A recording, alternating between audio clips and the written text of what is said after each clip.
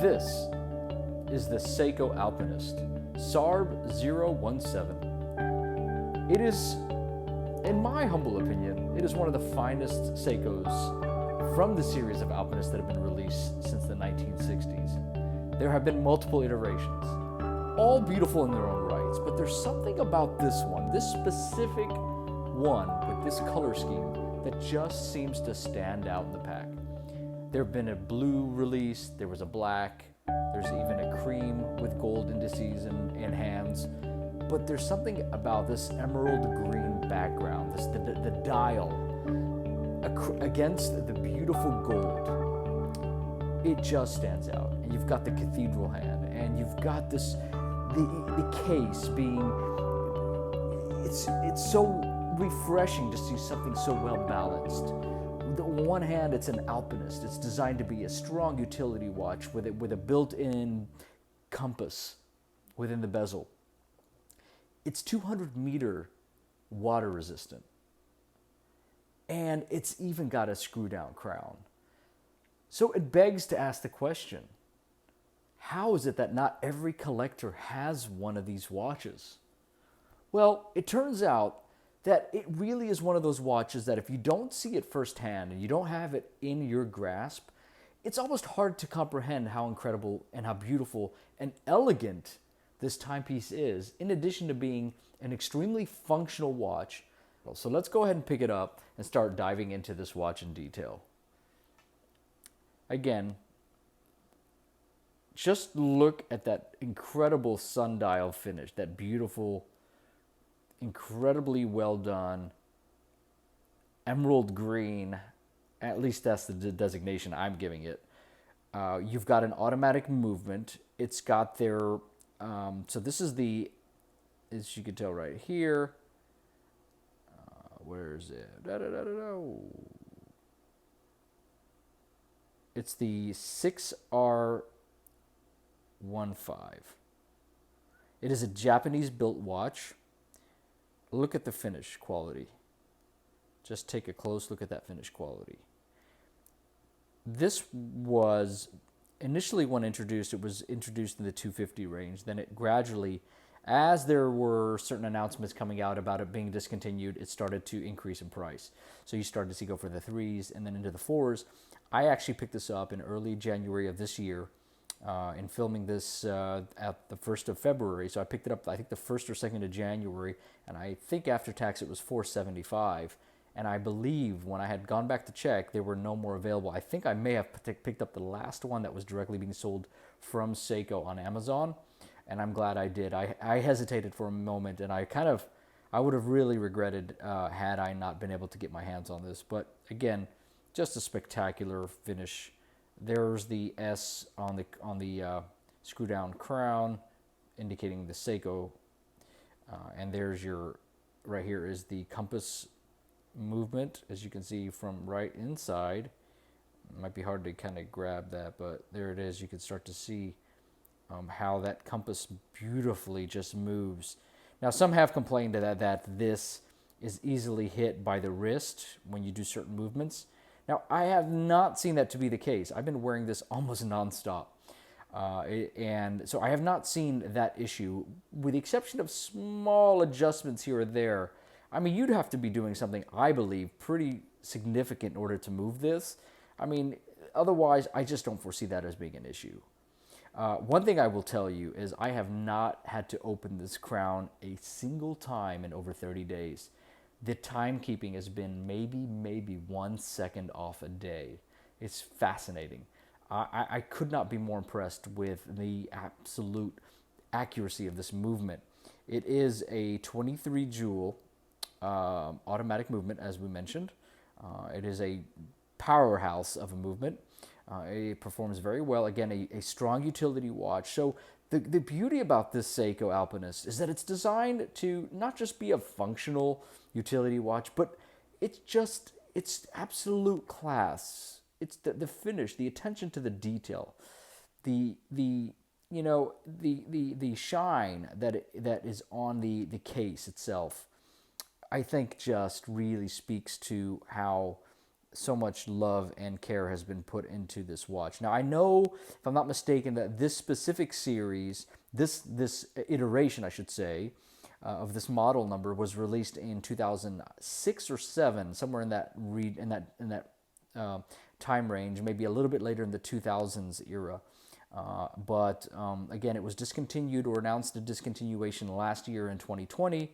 Again, like a lot of watchmakers, though, there might be a discontinuation and then a year or two in, they would reintroduce it.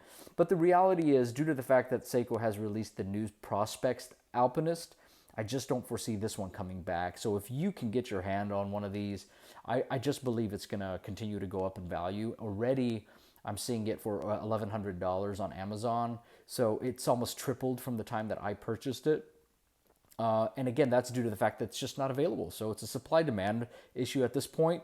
Again, it's just something to keep in mind. If you really are looking for a unique timepiece that I think you can pass down as a collector, I just feel like this is the one. It is one of the few ones where they still have Alpinist written actually on the casing. As you can see right there, it's got Alpinist on there on the case back, but it also has it on the actual dial itself. It's got automatic. It doesn't say the only place it does say Alpinist, excuse me, is right here on the case back. And so again, built in Japan, manufactured, assembled, everything in Japan. Again, 200-meter water resistance. So I think that's pretty spectacular. That tells you quite a bit about how much attention went into the detail of this watch. The loom on this is pretty cool. It has all the classic elements of what a Seiko loom would look like. So certainly they lived up to those expectations and did not sacrifice anything in that regard. So let us go ahead. I'm going to go ahead and put this on my wrist so that you can see its presence. Now, it measures on paper about 39.5 millimeters. Some people claim that it's a bit smaller than that. I have a 6.5-inch wrist. It sits beautifully. You know, as much as I do, that oftentimes it's more about the lug to lug than it is about the case. So a lot of people love even a 36 millimeter. So this does not wear huge, but when you see it on the wrist, you would never imagine that it is actually 39.5 because it just sits perfectly. Again, now people complained about the strap that came with the watch. There's nothing I can think of to complain about. In the beginning, it was a little bit tough. But after wearing it for a few days, it feels so comfortable. I had no issues with this. This is the original strap that it came with. As you can see, it's got a Seiko branding on the strap itself. The color is beautiful. It's kind of a light brown, almost kind of alligator or crocodile type skin. I'm not very familiar with different types of leathers, but again, you could put a leather Horween type strap on this. It would look fantastic. I don't think you can go wrong doing that. But again, let's go ahead and put it on the wrist.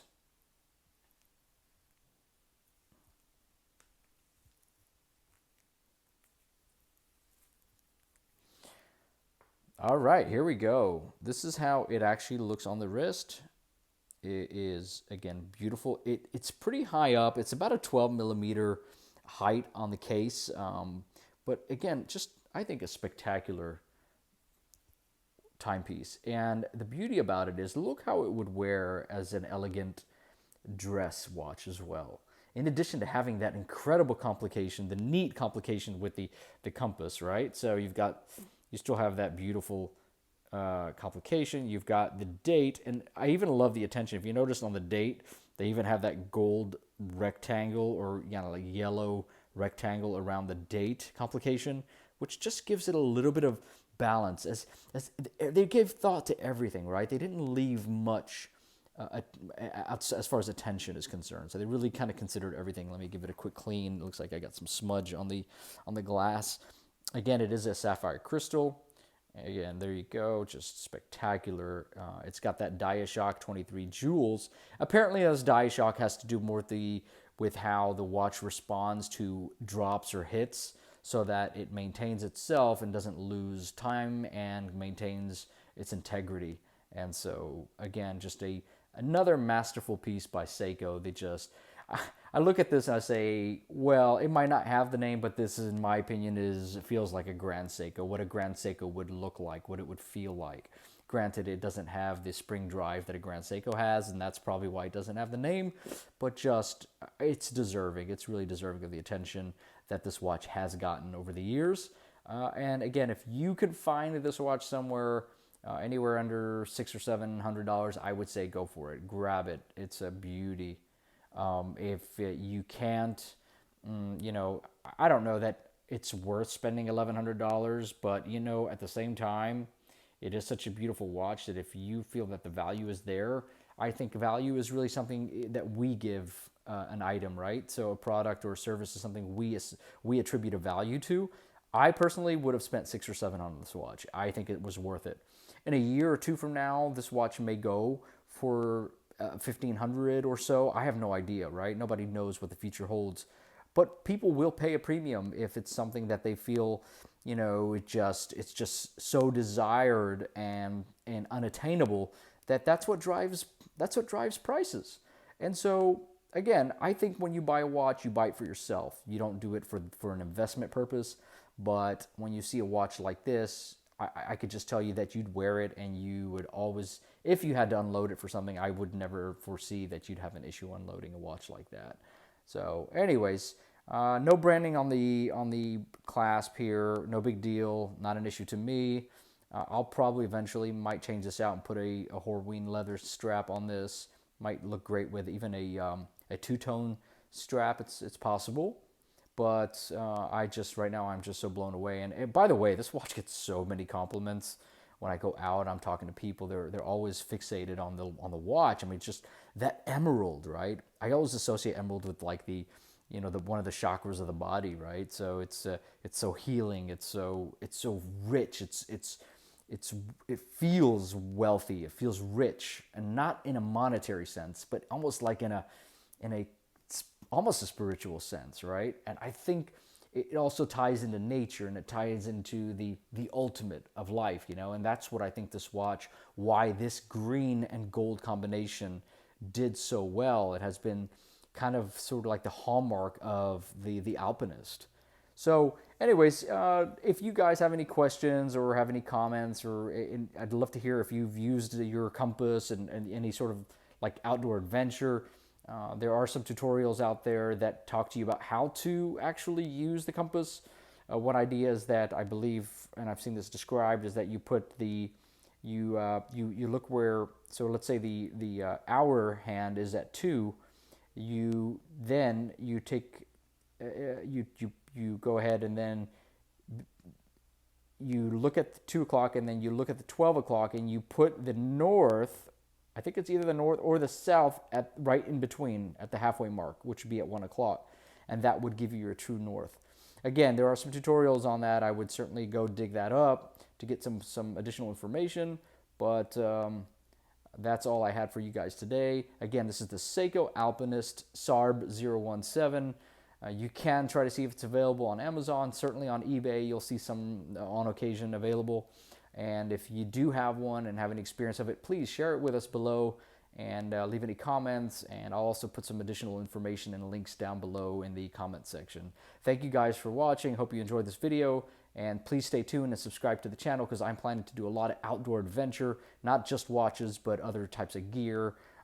And so if you're into that kind of stuff and you're kind of a man's man or a woman's woman and you like that kind of stuff, certainly subscribe to the channel. Would love to have you participate as part of the community. Have a great day, everyone. Thank you.